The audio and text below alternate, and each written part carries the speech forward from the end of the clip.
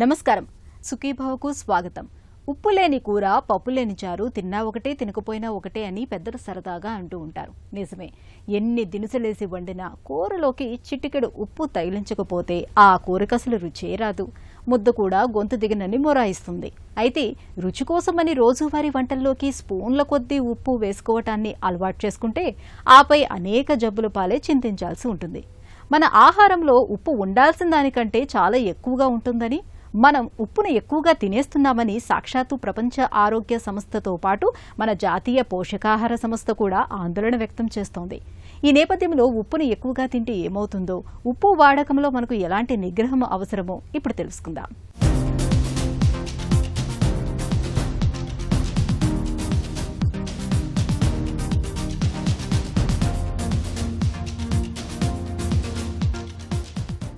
ఉప్పు ప్రస్తుతం చాలా మందిని ఈ మాటే ఒక ఉత్పాతంలా భయపెడుతోంది. ఉప్పు ఒక మహమ్మారి అని, హాస్పిటళ్లు, టీవీల్లో డాక్టర్లు ఉప్పు ఒక రాక్షసి అని బయట రోడ్ల మీద హోర్డింగులు పెట్టి మరీ ఆసుపత్రి వర్గాలు ప్రజల్ని భయపెడుతున్నాయి. ఏ డాక్టర్ని ఏ సమస్యతో కలిసినా ఉప్పు తగ్గించండి అని చెప్పడం పరిపాటైపోయింది. అసలు మనం ఉప్పు తినాల్సిన పనే లేదని, మనం తినే అన్ని రకాల ఆహార పదార్థాల్లో ఉప్పు స్వతహాగా ఉంటుంది కాబట్టి ప్రత్యేకంగా ఉప్పు తినాల్సిన పనే లేదు అనే వాదనలు కూడా ఉన్నాయి. ఉప్పు తింటే బీపీ పెరుగుతుందని, హై బీపీ వల్ల గుండెపోటు లేదా పక్షవాతం వస్తాయని, కాబట్టి అందరూ ఉప్పు మానేయాలి అనే వాదనలు కూడా వినిపిస్తాయి. మొత్తంగా నేడు ఉప్పు అనేది మన పాలిట ఒక అంతుచిక్కని బ్రహ్మ పదార్థంలా, బేతాళ ప్రశ్నలా తయారైంది. అయితే నిజానికి మన శరీరానికి ఉప్పు అవసరం చాలా ఉందని చెబుతారు డాక్టర్లు. ఉప్పు అనేది శరీరానికి చాలా ముఖ్యమైన లవణం అండి. చాలామంది ఉప్పు అనేది it is a combination of sodium and chloride. చాలామంది ఉప్పు ఎంత తినాలి, ఎంత తినకూడదు, తక్కువ తినాలా, ఎక్కువ తినాలా, కొందరైతే ఆపేయాలన్న ఉద్దేశంతో ఉంటున్నారు చాలామంది. కానీ సోడియం అనేది మన శరీరానికి చాలా ముఖ్యమైన లవణం అండి. మన శరీరంలో ఒక సగటున ఒక యావరేజ్ 55 నుంచి 60 కిలోల వ్యక్తికి శరీరంలో మొత్తం 90 నుంచి 100 గ్రాముల వరకు ఉప్పు ఉంటుంది. ఆ ఉప్పు అనేది మన శరీరంలో జరిగే ప్రతి క్రియకు ఉపయోగపడే లవణం. ఉప్పు తగ్గినప్పుడు మామూలుగా ఇప్పుడు లక్షణాలు అనేది ఉప్పు తగ్గిన దాన్ని మెడికల్గా హైపోనైట్రిమే అంటారండి. ఉప్పు పెరగడాన్ని హైపర్ నైట్రిమే అంటారు. కానీ చాలామందికి ఉప్పు తగ్గితే వచ్చే లక్షణాలు ఏంటనేది చాలామందికి తెలియదు. తక్కువ ఉప్పు తీసుకొని ఇబ్బంది పడి హాస్పిటల్లో అడ్మిట్ అయిన వాళ్ళు కూడా చాలామంది ఉన్నారు. ఎప్పుడైనా మనిషికి ఉప్పు తగ్గినప్పుడు కండరాల్లో నీరసము, మజిల్ క్రాంప్స్, స్పాజమ్స్ ఇలాంటి కండరాల్లో వస్తుంటుంది. సెంట్రల్ నర్వస్ సిస్టమ్ అనేది చాలా ఎఫెక్టివ్గా వాటి సింటమ్స్ చూపిస్తూ ఉంటుంది. మెయిన్గా డ్రౌజినెస్, స్లీపీనెస్, కొందరికి కన్ఫ్యూజన్. ఎవరికైతే ఉప్పు less than 120 milli equivalence per litre తగ్గిన వాళ్ళకి ఫిట్స్ వచ్చే ఛాన్స్ ఉంటుంది. దాంతోపాటు కొందరు కోమలకు కూడా పోయే ఛాన్స్ ఉంటుంది అన్నమాట. సో ఉప్పు అనేది సరిసమానంగా, అంటే మనకు బ్లడ్లో ప్రతి వ్యక్తికి 135 to 145 milli equivalence per litre ఉంటుంది బ్లడ్లో. అది తగ్గిన లక్షణాలు ఒక విధంగా ఉంటాయి, పెరిగినా కూడా లక్షణాలు ఒక విధంగా ఉంటాయి అన్నమాట. ఎస్పెషల్లీ మెయిన్లీ ఎల్డర్లీ పీపుల్, అంటే ఎవరైతే ఏజ్ మోర్ దెన్ 60 years ఉన్నవాళ్ళు, వాళ్ళు ఈ సోడియం హెచ్చుతగ్గులు అనేది వాళ్ళ లోపల కామన్గా చూస్తూ ఉంటామండి. వాళ్ళు వాడే మందులు, వాళ్ళు ఉండే కండిషన్స్, వాళ్ళకు ఉండే అండర్లయింగ్ మెడికల్ కోమార్బిడిటీస్, వీటితో కూడా ఉప్పు అనేది అప్ అండ్ డౌన్ అవుతూ ఉంటుంది. ఎల్డర్లీ పీపుల్ ఎవరైతే బీపీ ట్యాబ్లెట్స్ పైన ఉన్నారో, మెయిన్లీ డయాబెటిక్స్ అండి, అంటే కొంతమంది వాపులు తగ్గడానికి హార్ట్ పేషెంట్స్ కానీ, కిడ్నీ పేషెంట్స్ కానీ, కొన్ని డయాబెటిక్స్ అని కొన్ని యాంటీ హైపర్టెన్సివ్స్ ఉంటాయి. అవి వాడేటప్పుడు కూడా సోడియం చాలా తగ్గుతూ ఉంటుంది.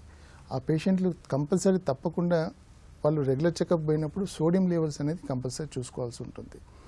ఇంకోటి, పిల్లల్లో ఏమవుతుందంటే అండి, కొత్తగా చైనీస్ రెస్టారెంట్ సిండ్రోమ్ అని కొత్తగా స్టార్ట్ అయింది. అంటే ముందు నుంచే ఉంది, కానీ ఇప్పుడు ఎక్కువ పబ్లిక్ అవేర్నెస్ పెరిగి దాని గురించి మాట్లాడుతూ ఉన్నారు. చిన్నపిల్లలు ఎక్కువ సాల్ట్ తినే వరకు వాళ్ళకు వచ్చే ఒబేసిటీ, మెటబాలిక్ సిండ్రోమ్. ఇంకోటి, ఎవరైతే అండర్లయింగ్ థైరాయిడ్ ప్రాబ్లం ఉంటుందో, పిల్లల్లో కూడా కొంతమంది థైరాయిడ్ ప్రాబ్లం ఉండి డిటెక్షన్ అంటే కనిపెట్టలేకపోతూ ఉంటారు. వాళ్ళు ఒక స్టేజ్ వచ్చిన తర్వాత మళ్ళీ డాక్టర్ దగ్గర పోయిన తర్వాత వాళ్ళ లక్షణాలను బట్టి వాళ్ళకి ఈ ప్రాబ్లం ఉందని చెప్పగలుగుతా ఉన్నాం. పిల్లల్లో కూడా లో సోడియం తోటి అడ్మిట్ అయిన వాళ్ళు కూడా చాలామంది ఉన్నారు. తర్వాత వాళ్ళకి థైరాయిడ్ ప్రాబ్లం ఉందని. సో ఉప్పు అనేది చాలా ముఖ్యమండి. అది ఎక్కువైనా తక్కువైనా కూడా అన్ని రకాల ఇబ్బందులే. కానీ ఎంత తీసుకోవాలనేది ప్రతి ఒక్క వ్యక్తికి ఒక డౌట్. కానీ ఆ డౌట్లు ఏమంటే ప్రతి వ్యక్తి less than half teaspoon of salt is compulsory and mandatory, తప్పకుండా తీసుకోవాలి, అంతకంటే ఎక్కువ తీసుకోవద్దండి. ఉప్పు అనేది నిజానికి ఒక ఖనిజ లవణం. శరీరంలో విషపూరిత వ్యర్థాలను తొలగించడంలో ఉప్పుదే కీలక పాత్ర. మన శరీరంలో నీటి మోతాదును నియంత్రించడంలో ఉప్పు ప్రధాన పాత్ర పోషిస్తుంది. అలాగే శరీరంలో రక్తపోటును నియంత్రించడంలో, నాడీ వ్యవస్థలో సమాచార వారధుల్ని చక్కగా పనిచేయించడంలోనూ, శరీరంలో pH శాతాన్ని చక్కగా ఉంచడంలోనూ, జీర్ణ వ్యవస్థ సాఫీగా పనిచేయడానికి ఉప్పు ఉండాల్సిందే. అయితే అతి సర్వత్ర వర్జయేత్ అన్నట్టుగా రుచి కోసం అలవాటు పడి అదే పనిగా ఉప్పును తింటుపోతే అది మన ఆరోగ్యానికి పెనుముప్పుగా పరిణమిస్తుంది. ముందుగా రక్తపోటు పెరుగుతుంది. ఆపై అది ప్రత్యక్షంగా పరోక్షంగా గుండె జబ్బుల నుంచి పక్షవాతం వరకు ఎన్నో సమస్యల్ని తెచ్చిపెడుతుంది. అంతేకాదు, జీర్ణాశయ క్యాన్సర్లు, కిడ్నీలో రాళ్లు, ఎముకలు గుల్లబారడం, ఊబకాయం, ఉబ్బసం, కండరాలు పట్టేయడం ఇవన్నీ ఉప్పుతో తలెత్తే తలనొప్పులే అంటారు నిపుణులు. ఇండియన్ పీపుల్లో సాల్ట్ ఇంటేక్ అనేది చాలా ఎక్కువ అండి కంపేర్ టు అదర్ కంట్రీస్తో. ఎందుకంటే మనం చేసే వంటకాలు, మనం చేసే స్పైసీ ఫుడ్, మనం తినే రెస్టారెంట్ ఫుడ్స్, వాటిలో సాల్ట్ యాడ్ చేయకపోతే టేస్ట్ రాదు. దాంతోపాటు అధికంగా నార్మల్ సాల్ట్, మనం వాడే కామన్ టేబుల్ సాల్ట్ ఎక్కువ వాడుతూ ఉంటారు. దాంతోపాటు మోనోసోడియం గ్లూటమేట్ అని ఒక సాల్ట్ ఉంటుంది, అది కూడా ఎక్కువ కామన్గా మనంతా చైనీస్ రెస్టారెంట్లో ఎక్కువ వాడుతూ ఉంటారు. సో ఈ విధంగా మనం తినే వంటకాలతో మన శరీరంలోకి అధికంగా ఉప్పు ఎంటర్ అవుతూ ఉంది. యూజువల్గా కామన్ మన ఇండియన్ ఒక సగటున చూసుకుంటే ప్రతి వ్యక్తి 10 నుంచి 12 గ్రాముల ఉప్పు వాళ్ళు డైలీ కన్జంప్షన్ అవుతుంది, అంటే వాళ్ళు తీసుకోవడంలో. కానీ యాజ్ పర్ ద WHO అంటే వరల్డ్ హెల్త్ ఆర్గనైజేషన్ ప్రకారం ఒక వ్యక్తి నార్మల్గా 2 గ్రామ్స్ నుంచి 2.5 గ్రామ్స్ మధ్యలోనే ఉప్పు తీసుకోవాల్సి ఉంటుంది. 2 to 2.5 గ్రామ్స్ అంటే less than half teaspoon. అంటే ఎంత అని చాలామంది అడుగుతూ ఉంటుండ్రు, కానీ వాటికి ఎంత అనేది less than half teaspoon కంటే తక్కువ తీసుకునే కండిషన్ ఉంటుందన్నమాట. సో ఈవెన్ ICMR ఆల్సో, మన Indian Council for Medical Research also, వాళ్ళు కూడా 2 నుంచి 2.5 గ్రాముల ఉప్పు మాత్రమే కన్జంప్షన్ చేయండి అని చెప్తూ ఉంటారు. ఈ సాల్ట్ యూసేజ్ ఎక్కువ కావడానికి కారణం కూడా మనం రెగ్యులర్గా వాడే పెరుగు, మజ్జిగలో యాడ్ చేసే సాల్ట్ కూడా ఒకటండి. అది టేస్ట్ కోసము చాలామంది ఎక్కువ యాడ్ చేస్తూ ఉంటారు, ఎస్పెషల్లీ సమ్మర్ టైంలో. కానీ దాంతో కూడా సాల్ట్ అనేది మనకు తెలియకుండానే మన శరీరంలో ఎక్కువ మోతాదులోకి వెళ్తుంది. అది యాడ్ చేసుకోవచ్చు, కానీ చాలా మినిమల్ క్వాంటిటీ, అంటే మీ టేస్ట్ వరకే ఎంతవరకు అవసరం ఉందో అంతవరకే యాడ్ చేసుకోవడం మంచిది.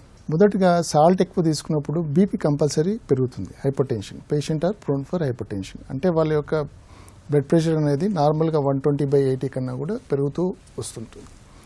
వాళ్ళకి బీపీ పెరిగినప్పుడు వాళ్ళకి ఆటోమేటిక్గా హార్ట్ పైన ప్రాబ్లమ్స్ వస్తాయి. హార్ట్ పైన ప్రాబ్లమ్స్, దాంతోపాటు స్ట్రోక్స్ వచ్చే ఛాన్సెస్ ఉంటాయి.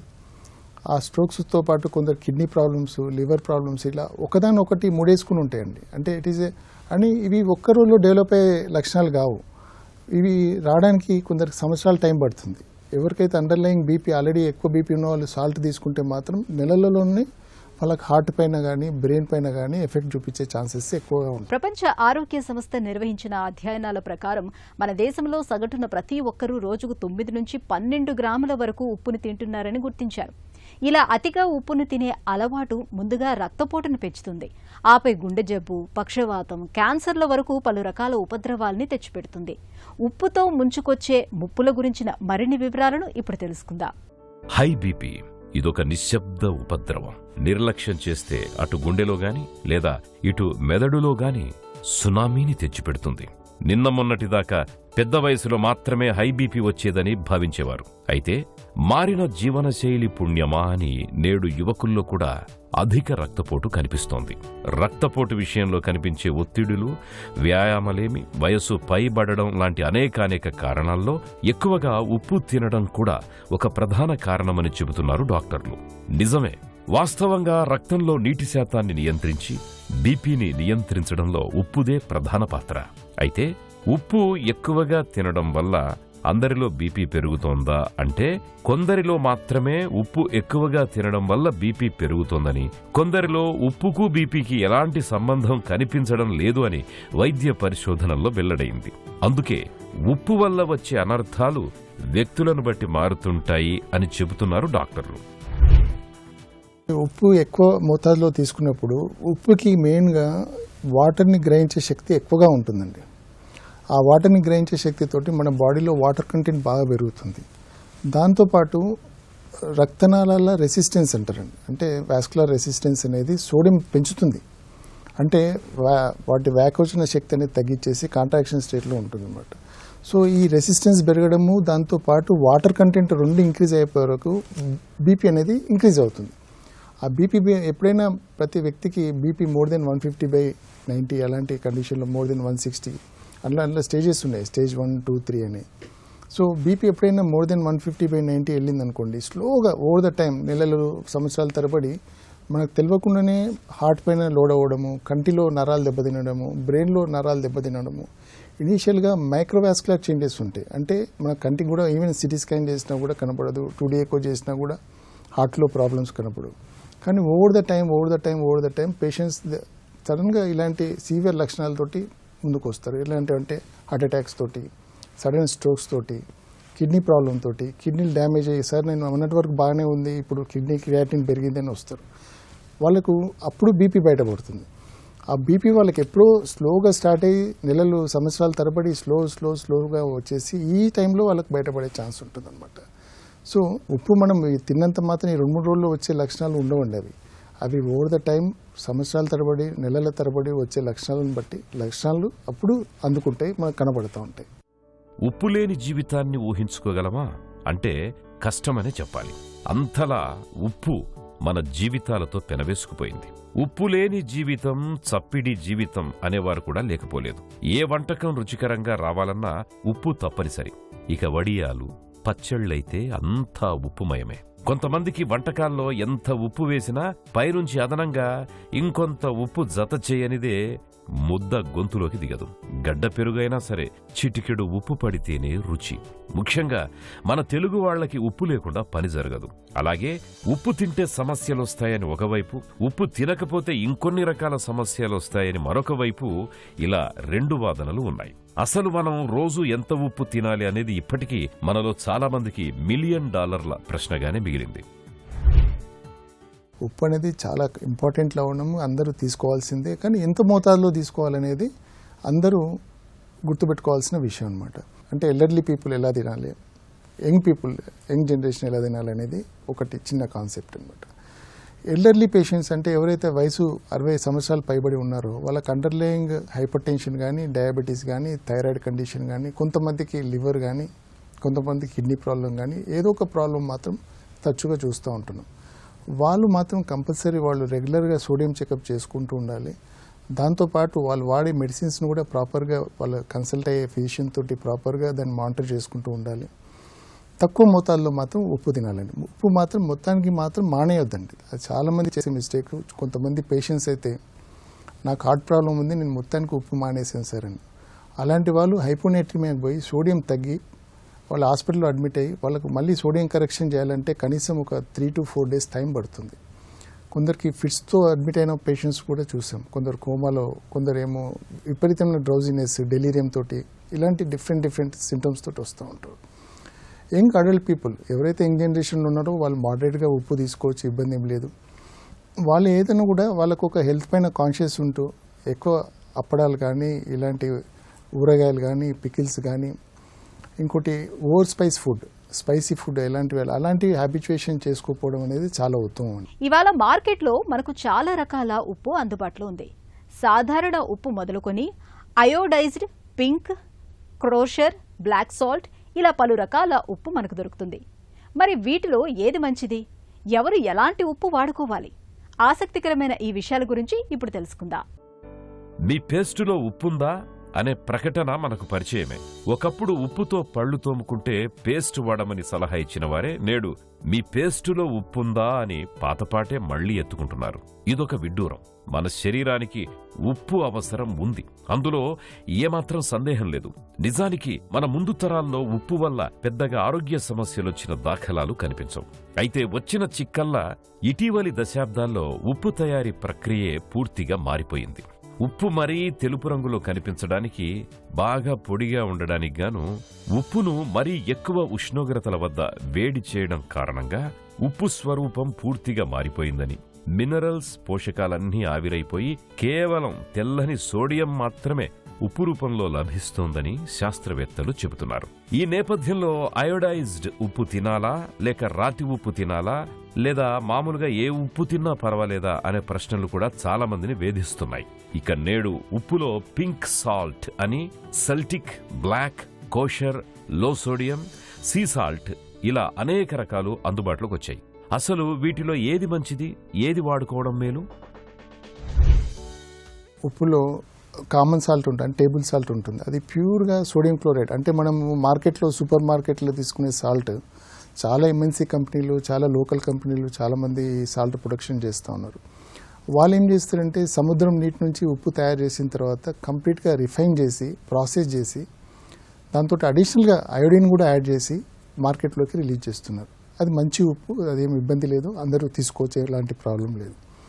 ఇంకో రకం ఉప్పు ఉంటుందండి, దొడ్డుప్పు అంటారు మామూలుగా. అదేమంటే సీ సాల్ట్ లేక రా సాల్ట్ లాగా ఉంటుంది. ఇది పాతకాలంలో ఎక్కువ వాడేది, ఇప్పుడు కూడా కొందరు ఊర్లలో అది వాడుతూ ఉన్నారు, దొడ్డుప్పు అని. కానీ ఆ ఉప్పుతో వచ్చే ప్రాబ్లం ఏంటంటే ఇట్ ఈస్ అన్రిఫైన్డ్ ఉప్పు అండి. ఇట్ ఈస్ అన్ప్రాసెస్డ్ అండ్ అందులో చాలా కంటామినేషన్ ఉంటుంది. యూజువల్గా ఈ కోస్టల్ ఏరియా నుంచి ప్రిపేర్ చేసే ఉప్పు అంతా, సీ వాటర్ నుంచి ప్రిపేర్ చేసే ఉప్పు అంతా ఈ ఇండస్ట్రియల్ కంటామినేషన్ ఎక్కువ ఉంటుందండి. ఆ ఉప్పులో మోతాదులు చెక్ చేస్తే వాటిలో లెడ్ మెటల్స్ కానీ, వాటిలో హెవీ మెటల్స్ కానీ, మైక్రో ప్లాస్టిక్ కానీ, ప్లాస్టిక్ కంటెంట్ కానీ ఎక్కువగా ఉంటుంది. సో ఈ దొడ్డుప్పు దగ్గరికి పోకపోవడం మంచిదండి. చాలామంది ఊర్లలో ఇప్పటికి కూడా కొంతమంది ఫంక్షన్స్కి, వాటికి వీటికి వాడుతూ ఉంటారు. సో అది ఒకటి అవాయిడ్ చేయడం బెటర్. ఇంకో రకమైన ఉప్పు ఏంటంటే హిమాలయన్ పింక్ సాల్ట్. ఇప్పుడు ఈ మధ్య చాలామంది ఈ సాల్ట్ వాడుతూ ఉన్నారు, అవేర్నెస్ ఉన్న వాళ్ళందరూ వాడుతూ ఉన్నారు. అది ఉన్న వాటిలో హిమాలయన్ పింక్ సాల్ట్లో మనకు మినరల్స్ క్వాంటిటీ కూడా బాగుంటుంది. ఇప్పుడు దాన్ని కూడా రిఫైన్ చేసి ప్యాకెట్లలో కొన్ని ఎంఎన్సీ కంపెనీలు కూడా సప్లై చేస్తూ ఉన్నారు. అందులో అప్ టు 80 మినరల్స్, అంటే మనకు సోడియంతో పాటు మెగ్నీషియం, పొటాషియం, జింక్, ఐరన్. ఈ పింక్ సాల్ట్ ఆ పింక్ కలర్ ఉండడానికి కారణము అందులో ఐరన్ కంటెంట్ ఎక్కువ ఉంటుందండి. That is called iron oxide.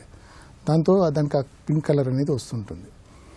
Next salt వచ్చేసి బ్లాక్ సాల్ట్ అండి. బ్లాక్ సాల్ట్ అనేది యూజువల్గా కొందరు ఆయుర్వేదంలో, కొందరు యునానీలో కొద్దిగా ఈ మెడికల్ పర్పస్ వాడే ఉప్పు అండి. బ్లాక్ సాల్ట్ అంటే ఈ పింక్ సాల్ట్ని ఎక్స్ట్రీమ్ హీట్స్కో వేడి చేసి దాన్ని బ్లాక్గా కన్వర్ట్ చేసి ఆ ప్రాసెస్లో వాళ్ళు ఆమ్లా పౌడర్ అలాంటివి యాడ్ చేస్తూ ఉంటారు. ఆ ఉప్పు అనేది కొద్దిగా ఈ కాన్స్టిపేషన్ ఉన్న వాళ్ళకి ఇవ్వడము, లేకపోతే ఏమైనా గ్యాస్ట్రిక్ ప్రాబ్లం ఉన్న వాళ్ళకి ఇవ్వడం జరుగుతుంటుంది. అది బ్లాక్ సాల్ట్. అది మనం రెగ్యులర్గా వాడేది కాదు. ఓన్లీ ఇప్పుడున్న కండిషన్లో బెస్ట్ సాల్ట్ అంటే pink salt, Himalayan pink salt. అది గవర్నమెంట్ కూడా ఊర్లలో పిల్లల్లో అందరికీ కూడా ఈ పింక్ సాల్ట్ అడ్వైజ్ చేయడం. ఎందుకంటే సీ సాల్ట్ అనేది కంటామినేషన్తో, అంటే దానికి ఇంకా స్టడీస్ కంప్లీట్ అవ్వలేదు, కానీ అందులో మైక్రో ప్లాస్టిక్ కంటెంట్ ఎక్కువగా పెరిగి అది వాడాలా లేదా అనే స్టేజ్లో ఉంటుంది. అది అవైలబుల్ లేని వాళ్ళు కామన్ టేబుల్ సాల్ట్, అంటే మనకు రెగ్యులర్గా వచ్చే ఐడినైజ్డ్ సాల్ట్ వాడినా సరిపోతుంది. ప్రతి వ్యక్తికి ఉప్పు అనేది చాలా important mineral, essential mineral, critical mineral. దాన్ని అందరూ ఎంత మోతాదులో తీసుకోవాలో కంపల్సరీ తీసుకోవాలి. ఎల్డర్లీ పీపుల్ మాత్రం మానిటర్ చేసుకుంటూ, వాళ్ళ ఫిజిషియన్ కన్సల్ట్ చేసుకుంటూ సోడియం లెవెల్స్ ప్రాపర్ రేంజ్లో ఉండేటట్టు చూసుకోండి. యంగ్ జనరేషన్ మాత్రం ఈ సాల్ట్కి ఎంత తక్కువగా హ్యాబిచుయేషన్ అయితే అంత బెటర్ అండి. మెయిన్ ఈ రెస్టారెంట్స్లో ఫుడ్ తినేటప్పుడు, మన ఇంట్లో ఫంక్షన్స్ ఎప్పుడు చేసుకునేటప్పుడు కొద్దిగా ఈ సాల్ట్ అనేది కొద్దిగా మానిటర్ చేసుకుంటూ తీసుకుంటే అందరికీ బాగుంటుంది. ఇంకోటి సాల్ట్ కంటెంట్, ఎవరికైతే ఎక్కువ సాల్ట్ తినాలి, ఎక్కువ సాల్ట్ ఐటమ్స్ తినాలి అన్న వాళ్ళు కూడా కొందరికి ఎనీమియా ఉండే ఛాన్స్ ఉంటుంది, కొందరికి అండర్లైంగ్ హైపోథైరాయిడిజం ఉంటుంది, అడిసన్స్ డిసీజ్ అని ఉంటుంది. ఇలా రకరకాల అండర్లైంగ్ మనకు తెలియని డిసీజెస్తో కూడా వాళ్ళకి సాల్ట్ పైన ఎక్కువగా తినాలన్న ఆశ కలుగుతూ ఉంటుంది. సో ఈ ప్రకారంగా మీరు 2000 నుంచి 2000 milligrams of salt per day is enough for any adult between 55 to 60 kgs. ఇంకా మిగతా వాళ్ళంటే అటు ఇటు చూసుకొని ఈ పాపడ్లు, పికిల్స్, వడియాలు ఇవి వారానికి ఒకసారి అంటే పర్లేదు, కానీ డైలీ అలవాటు మాత్రం మంచిది కాదండి. ఉప్పు రుచి అనేది మనం అలవాటు చేసుకుంటే వచ్చేది. ఇంతే ఉప్పు తినాలి, అంత తింటేనే రుచి అనేం లేదు. మనం ఎంత ఉప్పు తినడానికి అలవాటు పడితే అదే రుచి. కాబట్టి సాధ్యమైనంత తక్కువ ఉప్పు తినడం అలవాటు చేసుకోవడం ఉత్తమం. పిల్లలకు చిన్నతనం నుంచే తక్కువ ఉప్పు తినడం అలవాటు చేయాలి. భోజనాల బల్ల మీద ఉప్పు డబ్బా పెట్టుకుని మరి పదార్థాల్లో మజ్జిగ, పెరుగులో కలుపుకొని తినటం మానేయాలి. ఊరగాయలు, పచ్చళ్ళు, ఉప్పులో నానబెట్టి ఎండబెట్టే పదార్థాలు, ఉప్పు చేపలు, మజ్జిగ, మిరపకాయలు వంటివి బాగా తగ్గించాలి. అయోడిన్ కలిపిన ఉప్పును వాడడం మరీ మంచిది. ముఖ్యంగా తాజా కూరగాయలు, పండ్లు ఎక్కువగా తినాలి. ప్యాకెట్లలో లభ్యమయ్యే పదార్థాల్లో ఉప్పు చాలా ఉంటుంది. వీటిని బాగా తగ్గించేయాలి. రుచి కోసం ఉప్పు మీద ఆధారపడకుండా వీలైనప్పుడల్లా వెల్లుల్లి, అల్లం, నిమ్మరసం, వెనిగర్, మిర్చి వంటివి కలుపుకోవచ్చు. అసలు కూరగాయలు, పండ్లు, ధాన్యాలు, పప్పుల వంటి సహజమైన పదార్థాల్లో కూడా కొంతమేరకు సోడియం ఉంటుంది. ఈ రూపంగా మనం రోజు దాదాపు 300 నుంచి 400 గ్రాముల వరకు ఉప్పు తింటామని ఒక అంచనా. కాబట్టి దీనిని దృష్టిలో ఉంచుకోవడం చాలా అవసరం. కూరల్లో తగినంత ఉప్పు లేకపోతే తినలేం.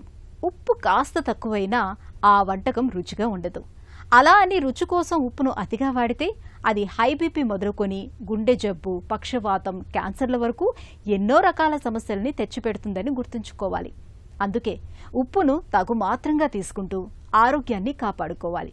రోజుకి 5 లేదా 6 గ్రాములకు మించి ఉప్పును తినకూడదు. అంతకు మించి ఉప్పును తీసుకోవటం అంటే మన ఆరోగ్యాన్ని చేజేతులా ప్రమాదంలోకి నెడుతున్నట్లే లెక్క.